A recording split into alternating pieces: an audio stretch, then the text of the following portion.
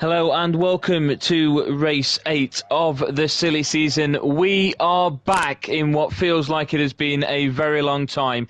It is great to be back in Formula 1 commentary for one last time.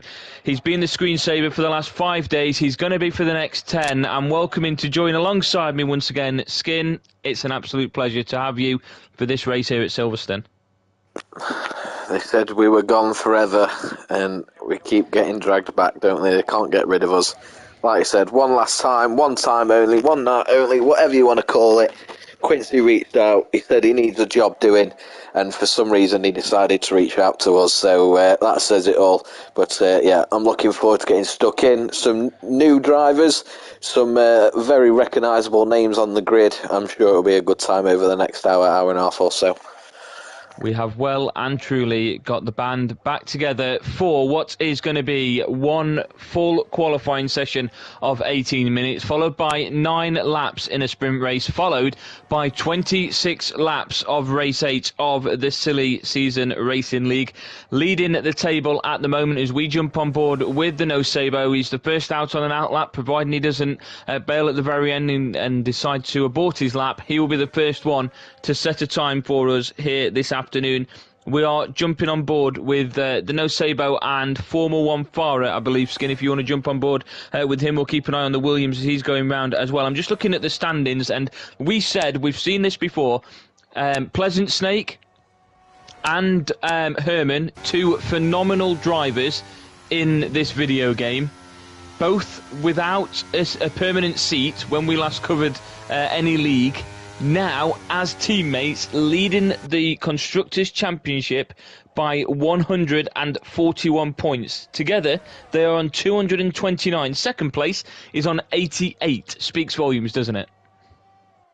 Yeah, definitely, mate. Herman, we know, was dominating in the previous league before we stepped away and put our mics down. I will point out, mate, if you ever tell me who to follow again, I will quit. So don't tell me who to watch and who to follow. The people watch my streams for my chaotic camera work, and I won't let anything stop me, especially for one night only. But yeah. Obviously, we've not watched any of the races. We can only go off of the stats that have been provided by Quincy earlier this week. But it does seem so far like Haas and the individual drivers are dominating this season so far. And I'm just looking at the Drivers' Championship as well. Herman is leading on 142. Second place is Pleasant Snake on 87. Your favoured driver, Danger David, currently out in second place in the Ferrari at the moment. Ferrari, of all teams, doesn't have a permanent seat in this league. He's currently sat in 6th place at the moment. He's down as with a Ferrari, but we've also been told that he's down as a reserve driver, so he might be the Ferrari reserve driver, but still, 6th place isn't a bad effort, I say, is it? No, definitely not, mate. And we know all too well from the many races that we commentated on that involved Danger David, that if he's involved and if he's on the grid come race time, we're in for an entertaining watch. So yeah, I'm glad to see him on the grid today. But just on board with the No Sabo, like you said a couple of minutes ago, should be the first to set a time. He hasn't pitted, so let's see how we get on as he goes around the final corner. 1:27.7 is the time to beat. So yeah, let's see over the next 14 minutes or so what that pole lap looks like. But yeah, 1:27.7 is the pole lap as it stands. I will let you know that I've just had confirmation from Quincy, who is watching on the YouTube channel with us, that Danger David is a full-time driver at Ferrari. We've seen him race for Red Bull and Mercedes in the past. He's now at Ferrari, so he's very much going to be doing a Lewis Hamilton is the route I'm going to take with that as we watch Formula 1 Farah going round the final few corners. Went purple in Sector 2. He's got a 1:27.7 to beat. Coming round onto the pit straight now. If he can beat that time, he'll take provisional pole away from the McLaren of the No Sabo. He sets a time of 1:26.095, takes provisional pole away. So the Williams currently out in first place. I'm just looking for who is likely to be next around. I think we've got RPM Sinful or T-Bran as next to cross the line. It is in fact going to be the Mr. Wouter 0013 going round onto the pit straight. He's got 126.1 is his time. That puts him into second place, just behind the No Sabo. And then his teammate, Jolly Boy John, takes third place. So a Red Bull 2-3 at the moment. Let's jump on board with... Herman has just made his way around. Pleasant Snake is on an outlap at the moment, so we'll keep an eye on those. We'll jump on board now with Truckster in the Aston Martin, going round onto the pit straight at the moment. 126.095 the time to beat. He's not done it. He's got 126.9, puts him in fifth place at the moment. So the No Sabo just going backwards at the minute. Kovacs is on a 127.2. You said before we started, I am going to be pronouncing names incorrectly. If you've not watched one of the streams before, it is a common theme. Get your bingo cards out. There are at least 20 drivers here that I'm going to be pronouncing incorrectly at some point over the course of the next couple of hours. Fellow Son takes fourth place in the Alpine. Andy Andrell 1992 takes third in the Mercedes. They're the two times that we did miss. Formula 1 Fire, as it stands though, still out at the moment on a 126.095. I'm on board with T-Bran at the moment. Going to be very close if he can make that time as he takes the final corner onto the pit straight. 126.968. That will leave him in 8th place in the Alfa Romeo. So 8th and 9th at the moment for the Alfa Romeos. As we'll try and find another driver close towards the end. We'll go with Teco 36 at the moment. He's just a couple of corners away. Then Herman will follow him on the way through. His car starting to pit after their first go-round. Kimakus and Kachahu is the two drivers that have retired from the qualifying session, as Teco 36 makes his way onto the pit straight, and he sets a time of 128.5, puts him at the back of the grid for now, and Herman sets a 126.3 that puts him up into 5th place. So we'll jump on board. In fact, we'll try and come back to Pleasant Snake a little bit later as we see SCR F-Tronic. Their time has been classed as null and void, so we'll see if they decide to stay out or if they choose to go back in. So let's jump on board with Quan at the moment in the Williams, on his way towards Maggots and Beckett's at the moment, just finishing off in Sector 2. 126.0 the time to beat if he's to get himself onto provisional pole. Into the top 10, just a 127.2. It's the first lap, of course, for himself. There'll be a couple of drivers in the next 5 minutes or so on the way back out for their second attempt. Remember, just one 18-minute qualifying session, and where you finish at the end of this session is where you will start the sprint race, starting very, very soon. Just finished Maggots and Beckett's. On his way towards the final few corners now is Quan in the Williams. His teammate sat out on pole position at the moment. He doesn't have a purple sector just yet. Can he get it in Sector 3 and take pole position away? He cannot. He gets a 127.4. That puts him into 11th place. So we'll jump on board with Pleasant Snake. 126.4 puts him into 6th place alongside his Haas teammate, the two leading the Constructors' Championship at the moment. F-Trunk, we'll see just what he's going to decide to do at the minute. His Formula 1 Fire betters his time, getting a 125.8 out in front at the moment. F-Trunk, unsurprisingly, has chosen to go into the pit, so we'll jump on board with Quincy, the last of the drivers that are out there for their first stint at the moment, yet to set a timed lap, as Skid Solo and SCR F-Trunk have both gone into the pits, heading towards Maggots and Beckett's. Skin, most drivers now done their first lap. What's your thoughts?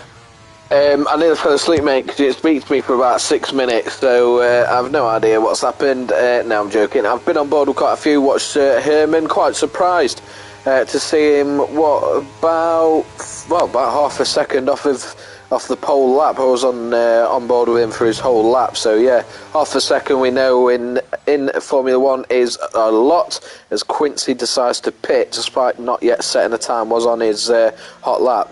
So it needs to be very quick to get in and out here if he's going to have time to push for the front of that grid. Yeah, Herman the German, we know, like I mentioned earlier, very dominant previously, but currently half a second behind Formula 1 Farah. So is that a sign of the increase in ability and competitiveness, should I say, within this league that we've not watched for a good couple of months now, or is that just a bit of a pole lap by his usual standards, and do you expect him to see him back up on the front row of that grid like we normally do when it comes to that final lap? I fully expect him to see him there or thereabouts when the final lap and it's all said and done and we're ready for the sprint race. The thing I've learnt with Herman is he'll never put everything out there on the first attempt. Like what we saw with Danger David, he tends to be there or thereabouts, and he's very good at climbing up from the back of the group with with Herman, what it tends to be is a case of he'll go out there, he'll test, the grip of the tyres, the way the track's running, and he'll get himself comfortable with it, and that time will normally just be a steady time that will get him somewhere towards the top 8, and then he'll go back out there and he'll absolutely leather it, and that's where he'll normally finish top 3. And of course he's got the added advantage of a sprint race that really means he's got extra points available for himself. He could start the entire race on the front row of the grid. You what, sorry? You what? You what? I thought you were making noises then. Anyway, sorry. You alright? Yeah, cool. Thought as much. Yeah, mate, it's just hearing things in my head, isn't it? All them voices. So Herman in 5th place at the moment. I think I expect to see him in the top 3 by the end of it. And then, of course, after the sprint race, on pole position, I expect him to be back where we are familiar with seeing him, as we're on board with the No Sabo at the moment, just going into Sector 3.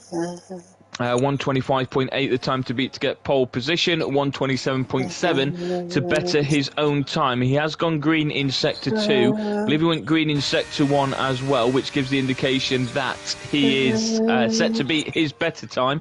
Whether he's going to beat the time of the Williams of Formula 1 Borough, he won't, and he won't actually beat his own time. A green Sector 1 and a green Sector 2, not enough through Sector 3, Skin.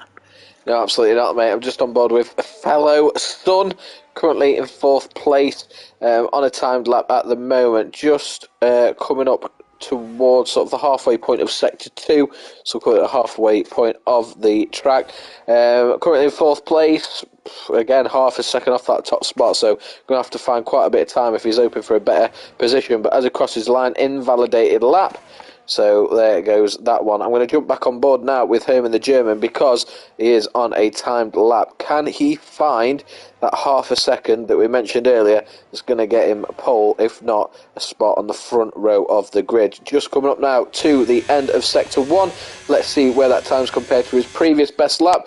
He's only cutting off 2/100ths of a second. So as it stands, will not be, well actually it's close to him and 4th, so as it stands we'll be moving up into 4th place, but needs to find quite a bit in Sector 2 and 3 if he's going to be any higher than that, and looking at we'll call it a provisional podium spot, starting in that top 3. Adam, you mentioned that you were hearing noises earlier, are you okay?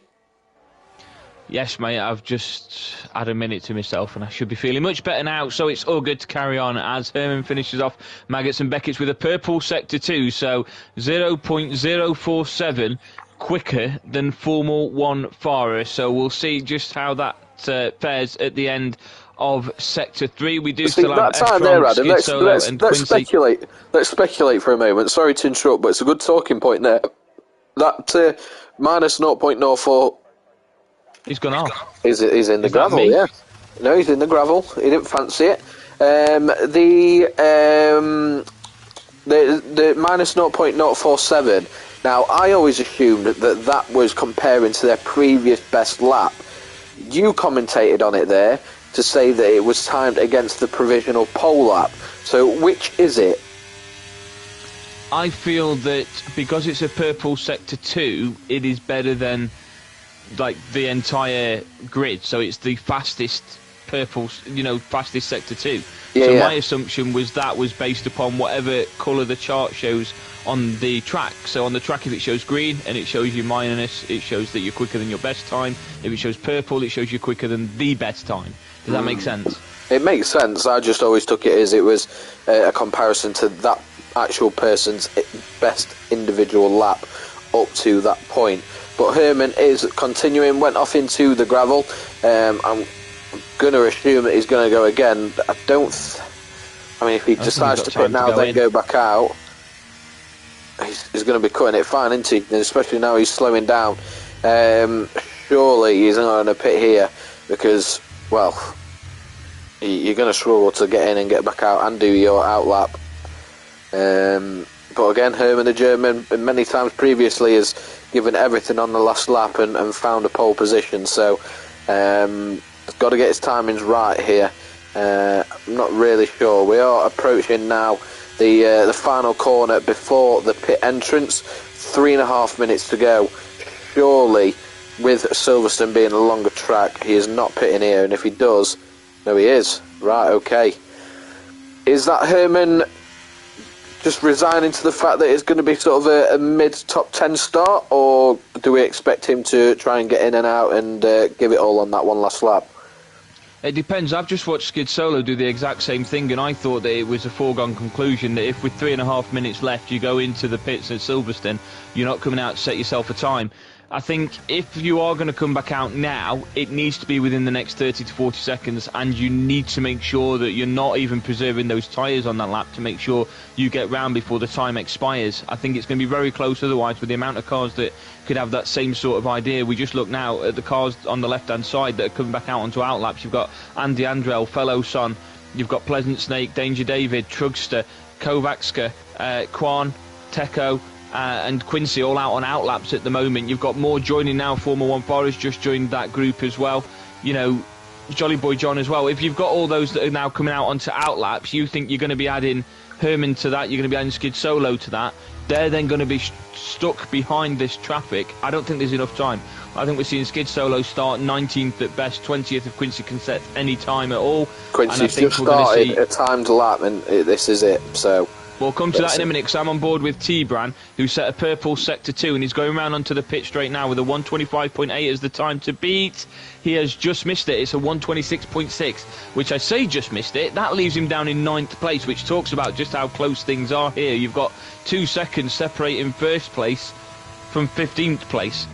And that's quite I know 2 seconds, obviously a lot of time in Formula One terms, but it's still quite a close gap, isn't it? You find a bit more time, you have a good lap, and, you know, you're very close, but I can tell you now, Herman's out and Skid Solo are out on track at the moment.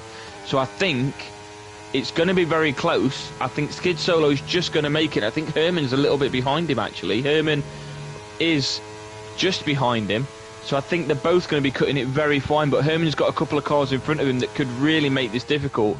He's going to go through the one-shot qualifying sort of mentality. I know that's what Skid Solo's doing at the moment. With 1 minute 10, all they've got to do is cross that checkered flag before time expires, and they'll be able to finish that lap. If they don't quite manage it in time, their qualifying session is over, and the best they can hope for is where they are at the moment. RPM Sinful will start at the best 12th place. 127.3 was his time that he retired on. As we've got yellow flags in Sector 3, his cars are slowing down. I think we're going to be alright for Herman. I think we're going to be alright for Skid Solo, who's currently sat in 25th place, as Quincy sets a 129.3, gets him into Herman 17. Is going to get a time off here. Herman is going to get a time off going around the penultimate corner, so we'll have time for one time lap only.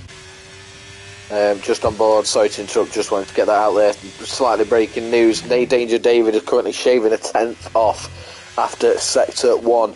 Could be climbing up the board here, currently in 7th place. Adam, just as I stay on track with Danger David as he goes round into the midway point of Sector 2, who are you on board with? I was on board with Andy Andrell. I'm just changing that now to find who it is that's about to go around the final corner. It is Kovačka. He's set a 126.6, moves him up into 10th place. Andy Andrell has got a red time. His time's null and void, so he won't be able to finish at this point. So it's T-Bran, Kovačka, Trugster and Osebo that are all out at the moment. So I've jumped on board at the moment with Kwan in the Williams, whose teammate is currently the pole sitter, as he makes his way around these last couple of corners to see if he can beat the time his teammate set. He can't. The closest he can get is 14th place on the grid. I know you're following Herman round at the moment, so I'll jump on board I'm with David. Going around the final corner. Can he set a faster time than 126? He takes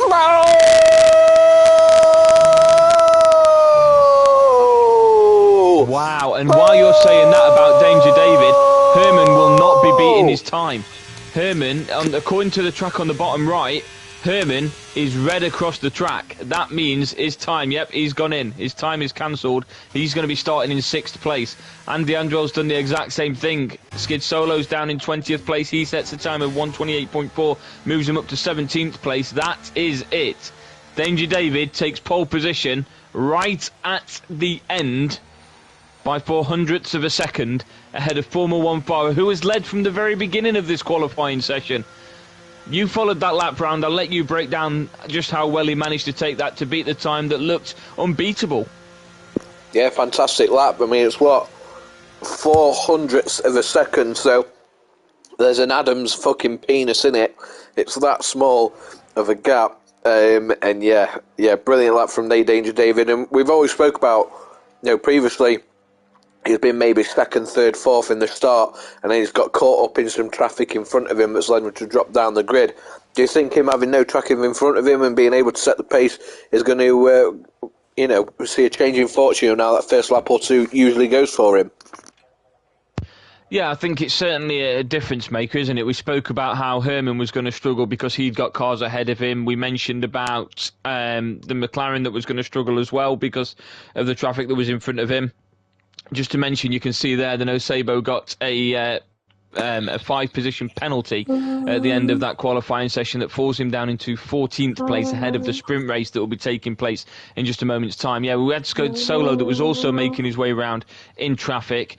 It does affect things, doesn't it? As much as we know it does in real life, the game's that realistic that, it does affect it when you've caught up in traffic, you've got dirty air ahead of you, that kind of thing. So I think having the open track helped Danger David get to where he is.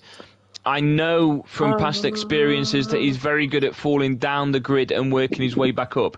When he starts in pole position, it's very rare that he actually finishes in first place. Would you agree? Yeah, 100% agree, mate, yeah. It's got a sprint first before the race, haven't we? Yeah, 9-lap sprint race to determine who is going to be on pole position for the actual race. I'm not quite sure if there's a formation lap. That's probably something that we should have got from the debriefing. But we'll find out at the point. So yeah, when it comes to the sprint race in a moment, there's no pit stops required, nothing like that. And just looking at it, it doesn't look like it's raining at the moment, but the clouds and the typical British weather means it could be raining at any point. So I'll ask you now for your top 3 at the end of this sprint race. Who do you think it's going to be?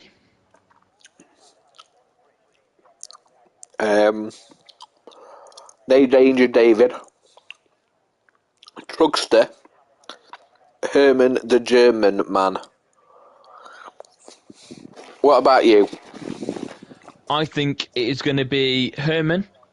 Then I think it is going to be Danger David. Then I think it's going to be Pleasant Snake. Yeah. I think the two Haas drivers have worked very well together throughout the course of this season. Looking at the results that they've had so far this season, the teamwork they've had, it's very much a replica of what we saw with Danger David and Di Perez, who I know has raced a couple of times in this league. I think that what we've seen so far is a very different Pleasant Snake from what I've seen before, and he's proven that he can actually race with the best. And I think that at the moment this track could really work to his advantage, and I think as a team, him and Herman could work very nicely together. So I think first for Herman, second for Danger David, and third place for Pleasant Snake. I'm not quite sure what we should discuss whilst we are waiting for players. Never mind, because we're about to start instead. We do have a formation lap on its way now, so it'll be Danger David in first, Formula 1 power second. Are we off? Yeah. Are we actually off? Yeah. Are you sure? Because that light did not signal that we were off. That light signalled... We're off, mate. There's no safety car. No, there's no safety car. Are you sure? Power. Because I'm pretty sure Formula 1 power would be more aggressive if we're actually in the race. I promise you, it did not show the lights, but we're underway. I've got times on my TV. What are you talking about? I'm pretty sure it's a formation lap. It's a formation lap, mate. They've got the green flags being waved. You wanted to know what to talk about. Oh, I'm working with absolute amateurs. I say it plurally. You're the amateur. There's only one. Danger David out in first, then Formula 1 power in second, Mr. Wouter in third in the Red Bull, Andre in fourth place in the Mercedes, Fellow Son in fifth, Herman and Pleasant Snake, the two Haas drivers, sixth and seventh respectively, Jolly Boy John in the Red Bull in eighth, Tibran and Kovacs in ninth and 10th, Truckster and SCRF Tronk in 11th and 12th in the Aston Martins, RPM Simple in the Ferrari in 13th, the Nosebo in 14th, Quan in 15th, Teco 36 in 16th, Skid Solo 17th, Quincy 18th, Kismokus and Kachahu as the two drivers at the back of the grid, neither having set a time in the qualifying session. So It would certainly be interesting to see what those two drivers could actually bring, because we've not seen them yet. This is something completely new, of course, for us, for these two drivers, and having not seen them through the qualifying session, I'm not sure if there was penalties there that meant they had to miss out on the qualifying. I think it'd be interesting to see just how well they can do. Any expectations you've got for them? Well, considering they're starting 19th and 20th, mate, I've got no expectation at all, which I think is fair. But you've not seen them, which I think is also unfair. But the record books are saying that they're 19th and 20th, so what do you want from me, Adam? Do you want me to say that I think they're going to come in and completely change the everyone's thoughts on what this league is, could be, and was, and ever has been, and might ever be? Or do you want to get stuck into the commentary of the first couple of corners of lap 1? Well, Kismokas has been disqualified, as has the Nosebo, and as has SCR Trunk, and that's all because of, as we know, the issues that we get with this game. We're about to get underway for 9 laps of a sprint race. We are now underway. Danger David on the left-hand side, cutting across quickly to try and cut out Formula 1 Farah, but he's had to slow down, allowing the Williams take out into first place. As we go through the first couple of corners, Danger David almost misses out to the Mercedes of Andy Andrai, as well as we see Herman make his way up into 5th place at the back of the screen at that point, going up on the inside. Formula 1 Farah trying to defend on Danger David. Danger David this time going out onto the outside, has to go slower, allowing Formula 1 Farah to regain the lead and keep the lead on the first lap of this sprint race. Herman moves up from 6th into 3rd place as his teammate remains in 7th over the first couple of corners, as well as Herman now starts the attack on Danger David, goes round onto the outside, has to stay onto the outside, almost forces him off track as Danger David holds on to the position, but doing that means Formula 1 Farah can gain another couple of tenths of a second ahead of the Ferrari driver. It is Formula 1 Farah out in 1st place, Danger David in 2nd, Herman in 3rd place as it stands at the moment, but Herman under a bit of pressure from Mr. Wouter, who lost out on 2nd place very quickly into this race. He's going to try and get his 3rd place at the very least back from Herman, but defending well is the Haas driver and the championship leader at the moment. We'll jump back on board with Danger David as he goes up onto, or looked like he was about to go up onto the inside of Formula 1 Farah, but changed his mind on these final couple of corners in Sector 3. We are very literally on board with him now as we're chasing just behind Formula 1 Farah. These final couple of corners, the Williams driver staying on the right-hand side as Danger David cut across the chicane. He's going to have to defend valiantly now, though, with Herman right behind him. It's a very short pitch straight here in Silverstone, which makes it difficult for those overtaking opportunities. We'll jump on board with Herman as he prepares himself for another overtake to get himself up into 2nd place. It's been a great start for the championship leader so far, as he looks like he collides with the back of Danger David's car. It was very close, and it looked like I may have seen something come off the front of Herman's car, but nothing too much to worry about. It didn't change the direction of which the Ferrari car was going. It doesn't look like it's lost any pace from the Haas driver either, although he is now under pressure from Mr. Wouter. 5 cars all back-to-back with each other at the moment, going round these next couple of corners, heading towards the middle part of Sector 2. Formula 1 Farah starting to gain himself a bit of a lead from the pack at the moment. Just then it was half a second between him and Danger David as they continue round these couple of corners. I will jump on board with Mr. Wouter as he carries on putting the pressure on Herman to try and take 3rd place back from him. He's not allowing Herman to put that pressure on Danger David, because when you're trying to attack, you're going to struggle with defending as well. He's under pressure now, though, from fellow Son in the Alpine, who's gone up onto the inside, and on the other side of things he's also got Andy Andre as well, and he's lost out on position to fellow Son. He's dropped down to 5th place, so on the brink of taking 3rd, he's fallen to 5th, and that's exactly what I was talking about just then. You've got to be careful at what points you're actually being aggressive in these races, because it could also cost you some positions. We'll jump a bit further down the grid at the moment, then on to Pleasant Snake 13. In fact, I'll come across to you, Skin, and see what you've been watching. I realise we're 3 laps in and you've not said much. I don't know what I'm watching. Oh, there we go. Katria who setting the fastest lap from bottom. There's a shock. No, mate, I've just been flicking up and down sort of the top 6 or so. Very close. No one really getting a massive lead, which is good to see and makes for great racing. So, yeah, nothing really to report at this point. No major incident. It's good driving from all so far. Well, I have jumped back on board with Herman, who is the closest to an overtake at the moment, and that is Danger David. We will see, I believe, at the end of this lap, the inclusion of DRS which of course adds an extra 10 miles per hour to your car, and on those long straights that you do get on a couple of occasions here at Silverstone, it could prove very beneficial and quite vital when it comes to the championship battles and some of the overtaking positions that you end up with in a race scenario. He is currently 2 tenths behind Danger David in the Ferrari, in second place at the moment. He opens up DRS now with this opportunity, but Danger David also has DRS on Formula 1 Farah's. That gap has been closed significantly. He goes up onto the outside of Formula 1 Farah and gets the position from him. He's still under pressure from Formula 1 Farah, who we are on board with at the moment, very close to the back of Danger David's car, and it looks like he stumbled ever so slightly with Herman just behind him. He's got a lot of defending to do as well at this point.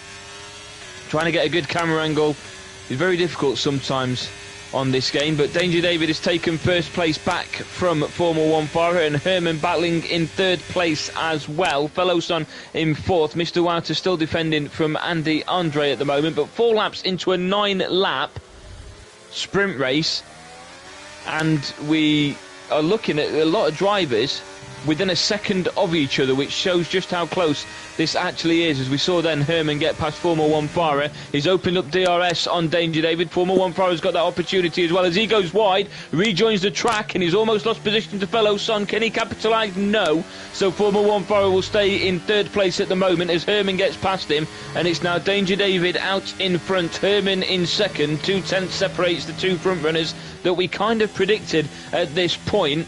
Truckster's down in 8th place, Pleasant Snake in 7th, so if we can get them to a little bit higher, it makes it look like we know what we're talking about, as we'll jump on board with fellow Son at the moment, who is just behind Formula 1 Farah, who might have dirty tyres after leaving the track for just a brief couple of seconds.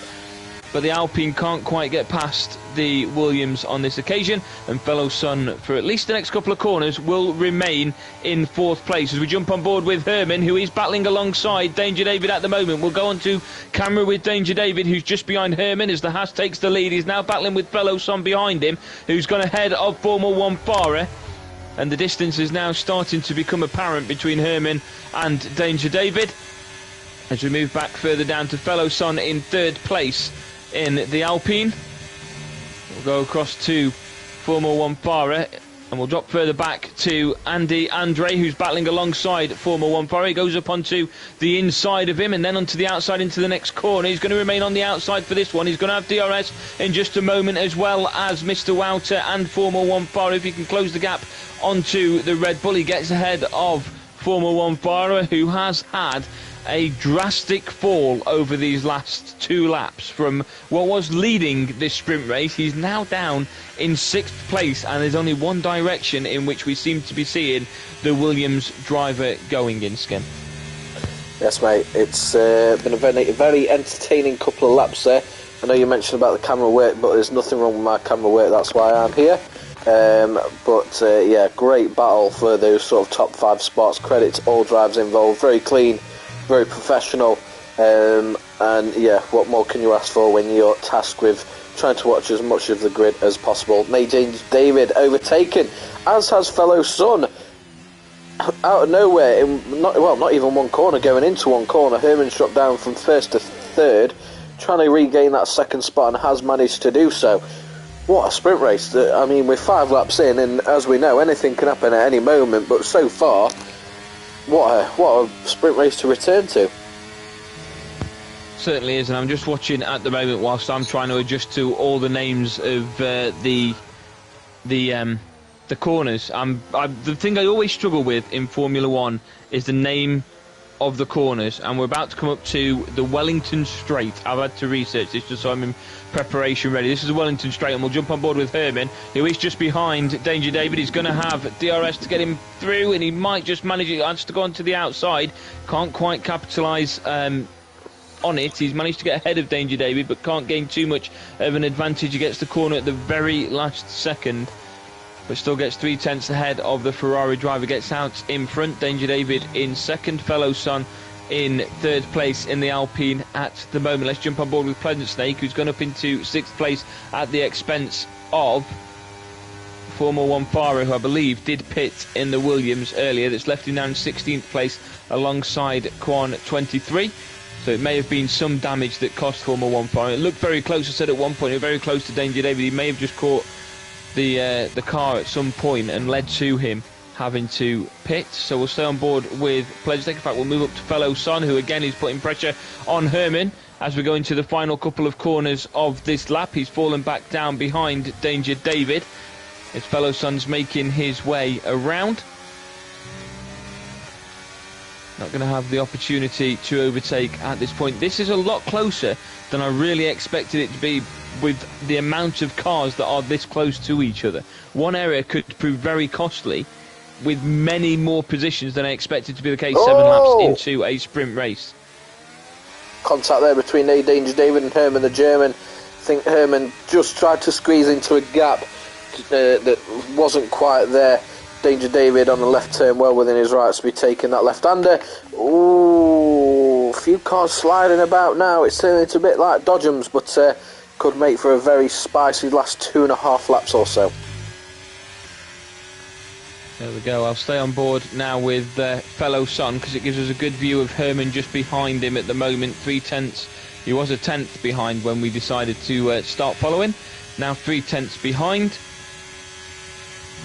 He can't quite again get close enough for the overtake on this occasion. It does allow Mr. Wouter to close the gap on him slightly from the Red Bull. He's getting considerably closer. I think there's a chance here where Herman could actually fall out of the top 3 as Fellow Son does get across past him. And we do have a yellow flag, and it is for Kismokas down in the Alpine, who is considerably further back and has received a penalty as a result of it. Herman now is who we are on board with. Pleasant Snakes took a lunge, Spawn taking a bit of damage. Took someone's wing off, I didn't quite catch who. Chaos. It all happened so fast. It's all a blur as Herman goes just up the inside and goes wide. Oh my God! Carry on. I'll let you take this bit. Oh, Danger David's gone wide. He's let Fellow Son and Herman the German through, and he's dropped down to 3rd out of nowhere on the penultimate lap. Oh my God, it's all happening, everyone. This is what you get when drivers are so close, getting so late into the race. That's where people start getting a bit tetchy, a bit risky, start taking those lunges, and down to the absolute fantastic driving that's taking place. The gaps just aren't there. 2 bits of contact, 2 drivers going wide within the space of about 30 seconds there. Oh, you got to love it, haven't you? Absolutely, and I'm staying on board at the moment with Herman, who is fighting for first place at the moment. He's now less than a 1/10 of a second between him and Fellow Son, just as he tried for that overtake, and we are about to start the final lap of this sprint race. Can he get into first place just before we start it? Yes, he can, but he's going to have to do a lot of defending onto this corner. He manages to keep the position ahead of him almost immediately, though. Fellow Son's battling back. It looks very close between the 2 drivers. I was hoping for a better view from the camera angles. Can you not just change these manually? Change it to the orbit camera you'd normally see on a game like FIFA. That's why I'm here. You're here for the commentary. I'm here for the camera work. Well, let's work that together then, because my camera work's having an absolute nightmare for me. So we'll go with Fellow Son now, a 10th behind Herman the German, as we go into the final lap. As Danger David had a look up on the inside of Fellow Son. He's staying very close, though. This isn't over as a battle between the top 3. And Mr. Wouter with an outside look, trying to get himself into the top 3, heading into the race that will start in around about 5 minutes' time. It is Herman the German out in first place at the moment, Fellow Son in 2nd, and Danger David in 3rd place. Mr. Wouter in 4th, and Truckster up in 5th place in the Aston Martin. A great effort from him, considering where he started just before the end of qualifying. Half a second now separates the Haas driver from the Alpine, so we'll jump on board with Fellow Son, as Truckster is a 2nd behind Mr. Wouter in 4th place there. It does look like it's going to be a 4-car battle for those top 3 positions, but still, anyone could be finishing anywhere at the end of the sprint race. As Fellow Son goes wide. I think he might have gained a little bit of an advantage on Herman there, but he does come out ahead of Danger David. He's used DRS to try and go up onto the outside of Herman. Can't quite capitalise, but Danger David's still just behind him, knocking on the door, and upside him as well. Mr. Wouter comes up onto the outside and takes 3rd place away from Danger David on the final corner of the sprint race. Herman finishes in 1st place, Fellow Son 2nd. Mr. Wouter, who was lying in wait for about 4 laps, took the opportunity when it came his way, and he will start in third place in the Red Bull, Danger David in fourth, Trugster fifth, Jolly Boy John in sixth, Andy Andre in seventh, Katja Hu in eighth, Kavakska in ninth, Teko 36th in 10th, Quincy 11th, Formula 1 Farah, after a great start to qualifying, will start in 12th place. Then Osebo 13th, Skid Solo 14th, and the rest follow. Any real surprises from you there? No, I'd say I wouldn't say so, mate. Just again, fantastic driving by all involved. It's a sprint race. You know, we know the opportunities are limited. How will that play if we've now got that for around 3 times the distance? We're going to be in for a great 45 minutes or so. But I suppose two questions for you, Adam. Yes. Herman finishing top. What's your thoughts on that performance? And secondly, can I get a yeah? No, you can't. But I said Herman was going to finish first place at the end of the sprint race, and thankfully he's not made me look an idiot. He has finished in first place. But I thought it was going to be the typical Herman domination performance. It wasn't. It was a very good battle between him, fellow son, Danger David, and at the final moment, Mr. Wouter. For the best part of it, Formula 1 Farah as well. They all got involved in the battle at some point. But I think when it comes to the race, you can't let him get over a second ahead, because that momentum then carries him the rest of the way. And as soon as you've lost that DRS chance, it's a game changer. And on this occasion, we aren't even going to see DRS, because the typical British weather is a downpour, which is going to make things much more exciting. So your thoughts on, obviously the approach is going to be intermediates or wets, if that's what it recommends at this point. And there's going to be hoping for dry track. This is where you really earn your money, isn't it, Skim? Because the cameras are going to cause chaos simply because of the weather. Yes, mate. We know rain means chaos, so be very interesting. And not just the effect that it can have on track and corners and grip and everything else like that, but changing up pit strategies when it starts to get dry. When do people pit? Some will pit 1 or 2 laps sooner than others, 1 or 2 laps later than others. So yeah, it is rarely boring and uneventful when the rain is falling.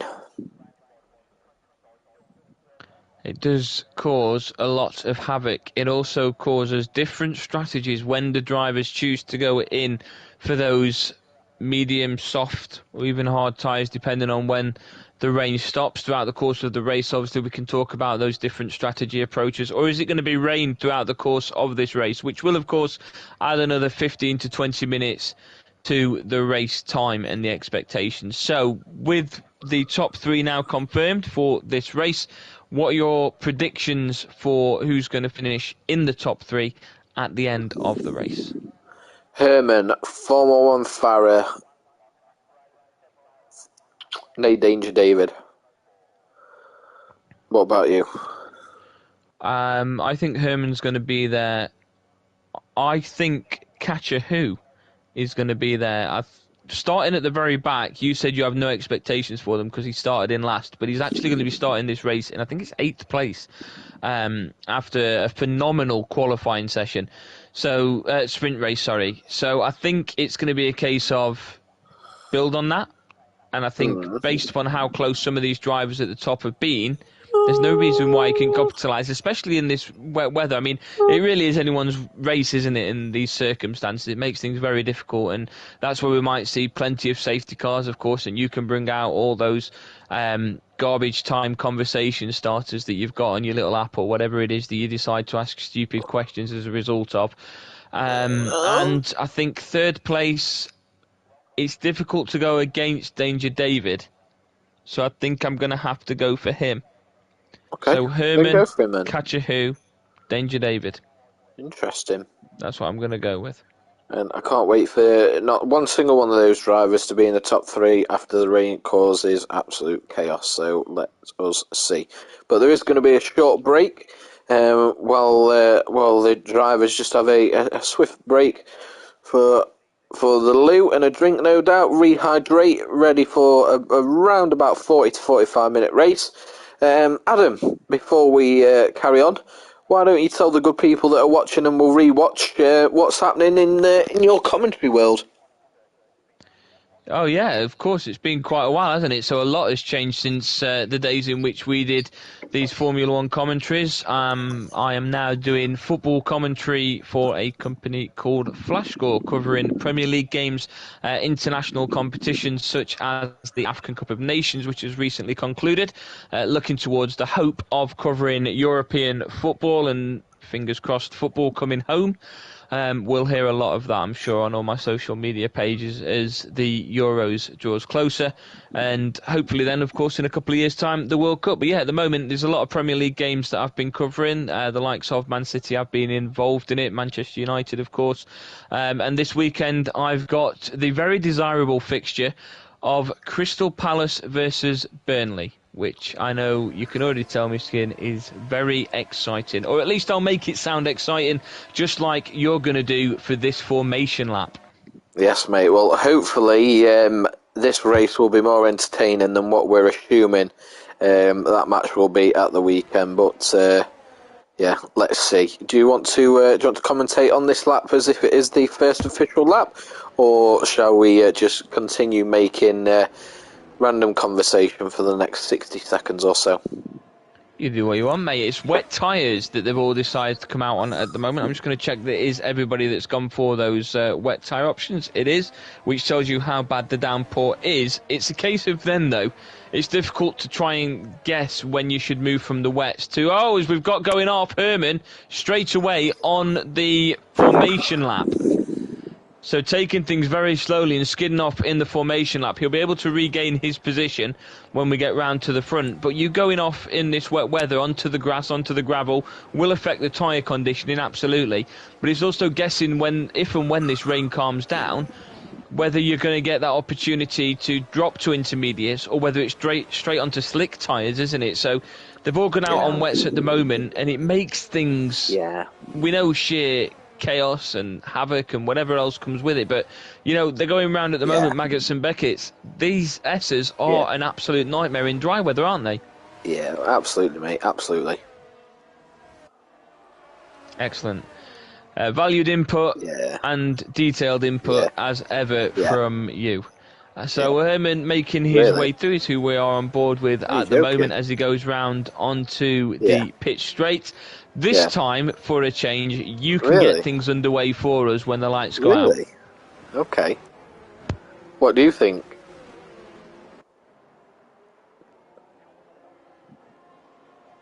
Interesting, that, isn't it? Aggie's left me high and dry.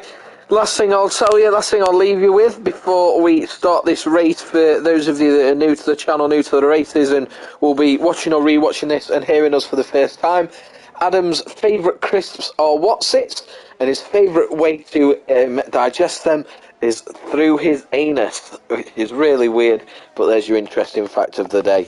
Here we go, we are in Silverstone, we are ready for 26 laps on a 50% race. Herman starting after winning the sprint race just a few moments ago. Fellow son, a newcomer to our commentary adventure, shall I say, in second, and Mr. Wouter 0013 also in third. Here we go, it is almost time for lights out. I'm on board with Nate Danger David to give us full view of the front three, and here we go. The rain, as always, that lack of traction, really struggling to get up to speed, means that Truckster, what a start, has moved up into fourth. Danger David has got that place back though, but yeah, you can always tell that car's trying to spit its back out, much like Adam's Wednesday night activities, but I'll let you figure that one out.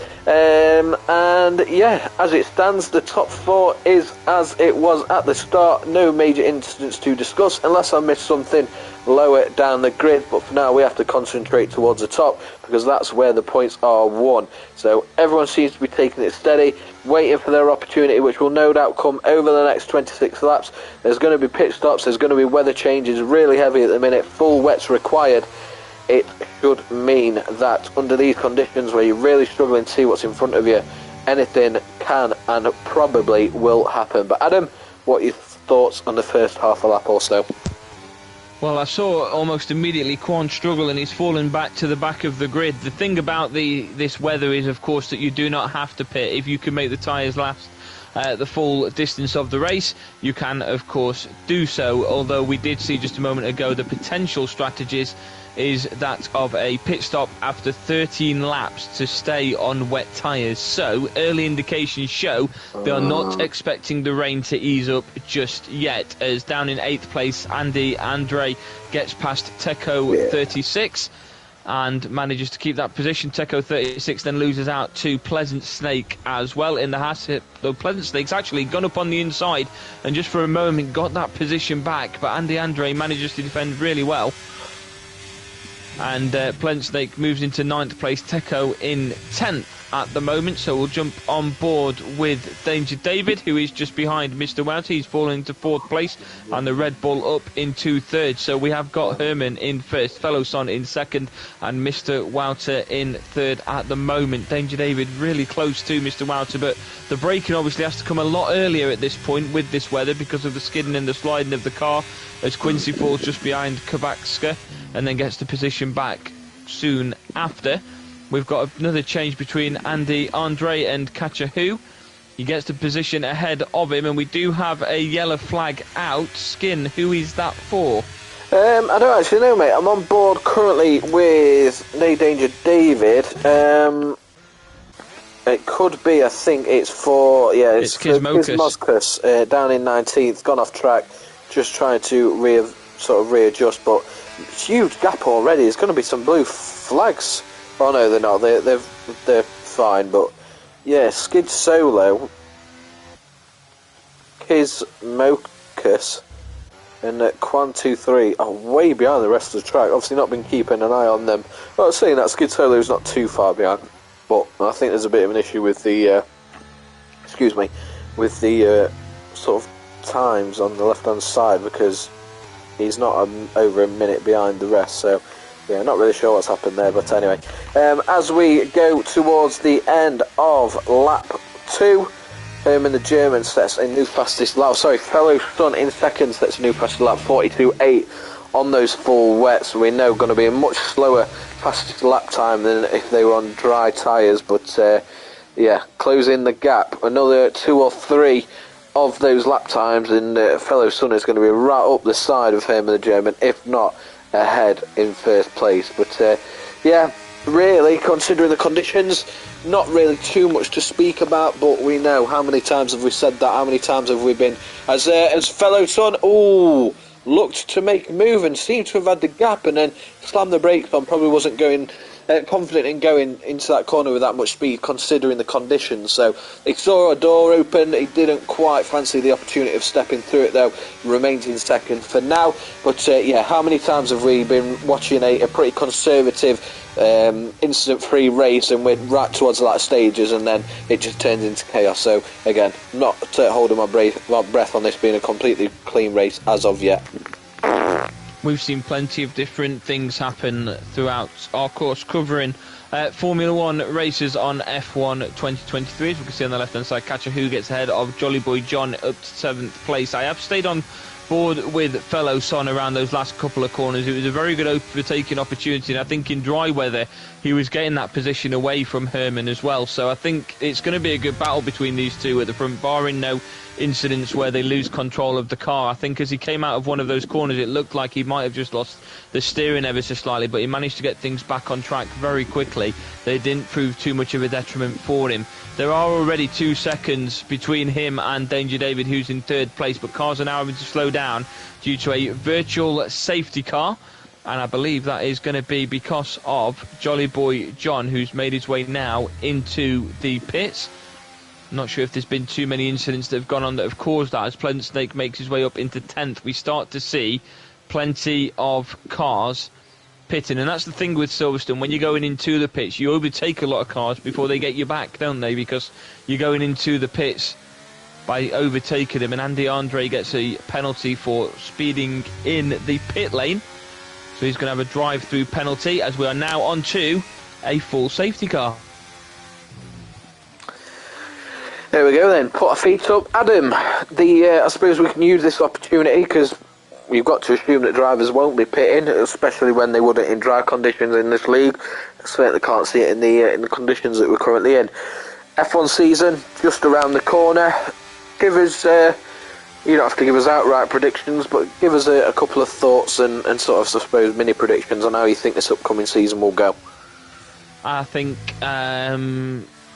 Lewis will get that fed up of Mercedes that he'll actually leave at the end of this season. Okay.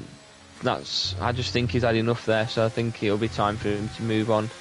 I think Ferrari's probably a likely place that he'll end up, but who knows. As for his replacement, which of course is the big talking point, I think it's pretty much set in stone that it's going to be Lando Norris, but no one's admitting it yet. I think Lando's going to have a very good season for us. We've certainly seen improvements in the McLaren car over the course of last season towards the back end of it. That it's nice to see us not necessarily competing with the Red Bulls, because we know that's still very much down the line, but competing with the likes of, to an extent, the Ferraris, the Mercedes. At some point we've been neck and neck with the Mercedes, and both George Russell and Lewis have been struggling to keep the pace on both Lando and Piastri. So I think, it's good to see us back up there. If the developments that we hope have happened over the course of the winter break, it'd be nice to see us maybe knocking on the door of, if not Max Verstappen, Sergio Perez, because we know he doesn't have the same pace as his teammates. So it'd be nice to see us at least competing with one of the Red Bull cars, if not both. I do, however, think it's going to be another Max Verstappen win. I think the championship will be back with him once again. I think he will tie, if not beat, Lewis and Michael Schumacher's record, and then he will retire and move on to whatever he decides to go on to next. What I do want to ask you about, away from the real-life Formula One, is the decision that Mr. Wouter and Truckster have taken to go into the intermediate tyres. The rain doesn't look like it's slowed up much. The wet tyres still look like they're struggling in some areas. So is it a bit of a risk for those drivers to go into intermediates, or do you think they've kind of just gone, all out? It's obviously a risk. I do think that the conditions have slightly improved, certainly from the first couple of laps. I'm just on board with fellow son behind the safety car, and vision is relatively clear. Granted, they're not going at full speed, but that can sometimes lead into the struggle for grip, because the tyres are going a bit cold. But I think by the time the safety car's gone in, which we'll very shortly find out if that will be at the end of this lap or not, as it slowly approaches the end of Sector 2, which is then usually the sign on if it's going in or not. So let's see, and then we'll speculate from there. Just about to cross the line now, and there is no notice, so safety car will be out for at least another lap, which will allow the rain to die down even more, and it could play into their hands. It could be a risk that will pay off, because assuming, we've not seen the weather forecast of course, but assuming that the rain continues to slow down, the cars that haven't gone in will be going in at some point. So well worth the risk. Thought about like it. About to go in. I tell you what, if that was an NFL player there and they dropped their shoulder on a player like he's just dropped the shoulder on the pit entry, there'd be some broken ankles. But yeah, he's breaking ankles, yeah. It'd be interesting to hear what the thought process was behind that one. As Danger David has decided to go in, as well as quite a few drivers. But so yeah, it seems like a couple of drivers have done that, and a lot of others are now following suit, not wanting to be left behind. But you've still got quite a few drivers, top 6 onwards: Truckster, Mr. Wouter, Catcher Who, T-Bram 1, Teco 36, and the current leader, Fellow Son, all remaining out on the wet tyres. So again, if they now think, right, shit, I better go in because everyone else says they're obviously seeing something, that's going to change the grid up even more. And as it stands, we'd actually put Kovac 95, no it wouldn't, because they've been in. Just looking now, it's about half and half of the grid, to be fair. Danger David in 12th with intermediates on. I mean, yeah. Mr. Wouter, wouldn't it? In the intermediates. Yeah, it would actually, you're right. So, I said put our feet up and discuss real life F1 while the safety car was out, but it turns out that exciting talking points come out of the safety car, and it's mainly down to... some of these have gone in and pitted for intermediates, and that's fair. You know, you've got an idea of how the track's settling up at the moment, but some have pitted and come out on wet. So you've just mentioned, what if, you know, down the line, Fellow Sun, Teco all think, oh yeah, I've got to pit onto intermediates now. What if Herman thinks that? What if Andy Andre thinks that? They've just pitted and come out onto wet tyres, and they've lost a lot of track position by doing that. What if they've then got to pit again? And they've got drivers behind them on intermediates. That could absolutely screw up the chances of Herman or Andy Andre getting anything out of the race. Yes, it will go down as a big mistake, but we won't know until the end. Hindsight is a wonderful thing, and that is because you have all the facts in which to make an opinion. For now, we can only speculate, accumulate, and if I know you well enough, then definitely masturbate. But yeah, as I always say, time will tell. We've got about just over 20 laps left. Let's see how we do. And again, the safety car is not coming in, so considering the lack of major incident that brought out the safety car, it is a bit of an extended one, and we are going to get at least one more lap. I would assume, based on how long it's been out, that at the end of this lap it will go in. So Andy Andre Agassi 1992 gets a 5-second penalty for speeding in the pit lane. Yeah, we've got at least one more lap, but yeah, I'm assuming it'll go in at the end of this one.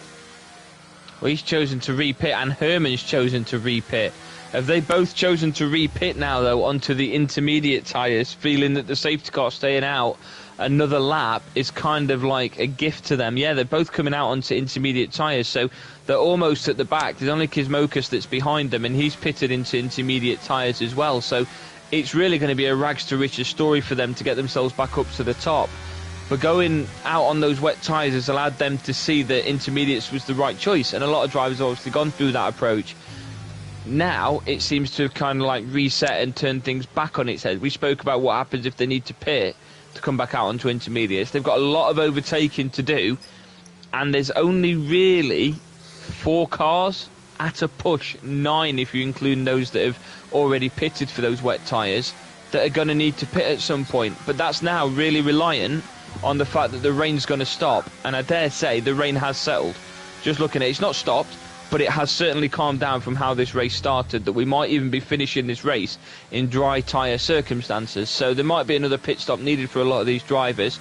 Is there a chance that you could maybe see Mr. Wouter and Trugster, who look like they pitted at the right time? Looks like the safety car fell very much into their lap, holding on to those intermediate tyres now for when everybody else needs to pit, and timing that pit stop strategy to perfection to come back out on those dry tyres, get the best of the time difference, and go on to maybe win and if not finish second in this race.